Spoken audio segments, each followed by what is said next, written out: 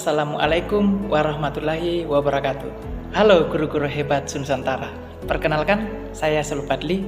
Saya dari instansi SMA Negeri 1 Muntilan, Kabupaten Magelang, Jawa Tengah.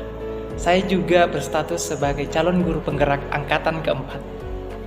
Teman-teman sekalian, kali ini saya akan mencoba memaparkan ataupun menggambarkan tentang aksi nyata yang telah saya lakukan di instansi di mana saya bekerja, yaitu tentang bagaimana penerapan pemikiran Ki Hajar Dewantara di kelas ataupun di sekolah.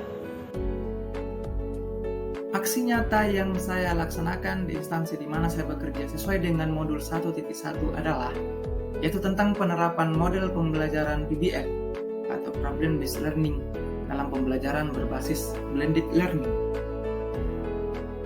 Nah, sebelum kita melangkah lebih jauh, alangkah baiknya kita melihat secara ringkas isi materi yang ada dalam video kali ini. Yang pertama, yaitu tentang latar belakang. Yang kedua, deskripsi aksi nyata. Yang ketiga, blended learning. Yang keempat, hasil aksi nyata. Yang kelima, pembelajaran yang didapat. Dan yang terakhir adalah dokumentasi proses dan hasil. Nah, perlu kita ketahui bahwa aksi nyata adalah melakukan sebuah tindakan sebagai implementasi dari hasil pemahaman materi yang telah diperoleh mengenai pemikiran filosofi pendidikan Ki Hajar Dewantara. Nah, latar belakang yang harus kita ketahui mengapa aksi nyata ini dilaksanakan adalah yang pertama, tentang proses pembelajaran yang dilakukan masih didominasi oleh guru. Dan yang kedua, pentingnya pemikiran Ki Hajar Dewantara tentang pendidikan yang memerdekakan. Yang ketiga, tantangan global tentang perlunya perubahan paradigma pembelajaran. Yang keempat, perubahan strategi pembelajaran. Dan yang terakhir adalah penerapan model pembelajaran PBL atau Problem Based Learning dalam meningkatkan kemampuan berpikir kritis. Nah, deskripsi aksi nyata yang saya laksanakan tentunya memiliki langkah-langkah. Yang pertama, yaitu tentang perencanaan. Yang kedua, pelaksanaan. Dan yang ketiga adalah evaluasi. Dalam tahap perencanaan, yang saya lakukan adalah yang pertama, menyusun rencana pembelajaran. Yang kedua, membuat instrumen. Yang ketiga, mendiskusikan rencana kepada guru serumpun. Yang keempat, meminta izin melaksanakan rencana aksi kepada bidang kurikulum. Dan yang kelima adalah mengomunikasikan rencana aksi kepada pimpinan atau kepala sekolah. Kemudian pada tahap pelaksanaan, pada tahap ini saya sesuaikan dengan tahap-tahap yang terdapat pada Problem Based Learning. Yang pertama adalah orientasi peserta didik pada suatu masalah. Yang kedua, mengorganisasikan peserta didik untuk belajar. Yang ketiga, membimbing penyelidikan individual maupun kelompok. Yang keempat, mengembangkan dan menyajikan hasil karya. Dan yang terakhir, menganalisis dan mengevaluasi proses pemecahan masalah. Kemudian pada tahap evaluasi, ada 5 hal yang saya jabarkan. Yang pertama, tentang pengolahan data hasil pengamatan. Yang kedua, melakukan pembahasan hasil pengolahan data. Yang ketiga, pengambilan kesimpulan. Yang keempat, penyusunan rencana tindak lanjut. Dan yang kelima adalah membuat video aksi nyata. Nah, perlu kita ketahui bahwa blended learning adalah cara pembelajaran baru di mana menggabungkan strategi tatap muka di ruang kelas dan pembelajaran jarak jauh atau daring atau biasa disebut secara online. Nah, penerapan blended learning di sekolah tentunya ada beberapa hal yang perlu kita ketahui. Yang pertama, tentunya ada guru atau pendidik. Yang kedua, peserta didik. Yang ketiga, rekan guru. Yang keempat, LMS pembelajaran. Dalam hal ini yang dipakai adalah LMS pembelajaran psikologi. Yang kelima adalah akun belajar ID atau Google Meet. Dalam hal ini Google Meet yang sangat memberikan peran penting. Dan yang terakhir adalah perangkat teknologi seperti komputer, HP, speaker, dan lain sebagainya. Hasil aksi nyata yang bisa saya jabarkan dalam hal ini tentunya yang kita harapkan adalah yang bersifat positif. Yang pertama, teacher center menjadi student center. Artinya, pembelajaran tentunya berpusat pada peserta didik. Yang kedua, terciptanya pembelajaran yang merdeka. Yang ketiga, meningkatnya kemampuan berpikir kritis peserta didik. Dan yang keempat, testimoni yang positif dari rekan guru dan peserta didik. Nah, dari aksi nyata ini tentunya ada hal yang diperoleh sebagai suatu pembelajaran. Yang pertama, pembelajaran yang baik harus terencana dengan baik. Kemudian yang kedua, pendidikan harus menghargai keberagaman dan memerdekakan peserta didik. Dan yang ketiga, dukungan dari berbagai pihak sangat dibutuhkan.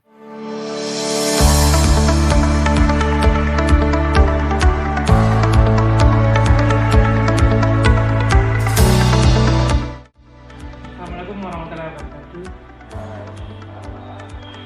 Terima kasih Pak atas waktunya.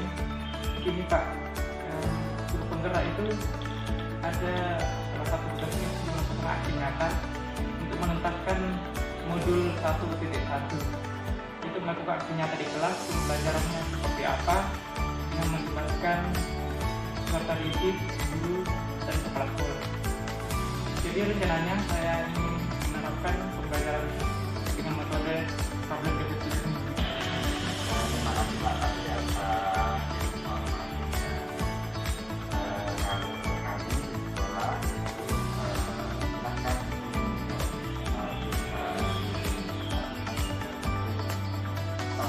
bisa pada hukum-hukumnya berkaitan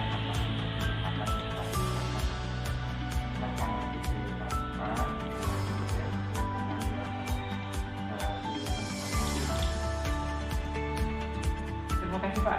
sama-sama. Assalamualaikum warahmatullahi wabarakatuh. Waalaikumsalam warahmatullahi wabarakatuh. Gimana? Jadi, Terima kasih atas kesempatan yang diberikan Pak. Jadi maaf mengganggu waktunya. Jadi nanti terkait masalah guru penggerak ini, itu dari modul 1.1 ada aksi nyata. Aksi nyata itu pembelajaran yang dilakukan oleh seorang guru di kelas, bagaimana melibatkan peserta didik, teman sejawat dengan kepala sekolah dan lembaga pendidikannya seperti apa. Jadi nanti saya rencananya itu menggunakan metode problem based learning di kelas, tapi tetap menggunakan yang blended learning itu Pak. oh iya, berarti ada yang di sekolah ada yang di rumah. Iya, gitu, Ya, Pak. oke. Jadi aksi nyatanya nanti gimana pembelajaran di kelas itu, bagaimana menuntut siswa seperti apa dalam yang seperti yang dituangkan dalam guru penggerak seperti itu Pak. Oh iya, jadi silakan kita beri untuk melaksanakan untuk pelayanan ke sana. Ya.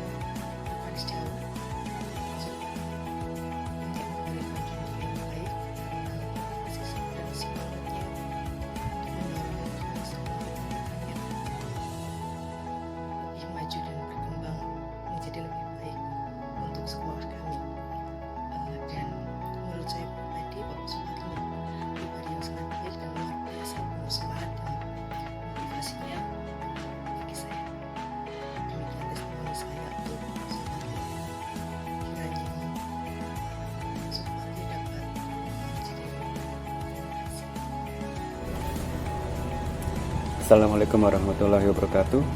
Perkenalkan, saya Tegar Setiadi.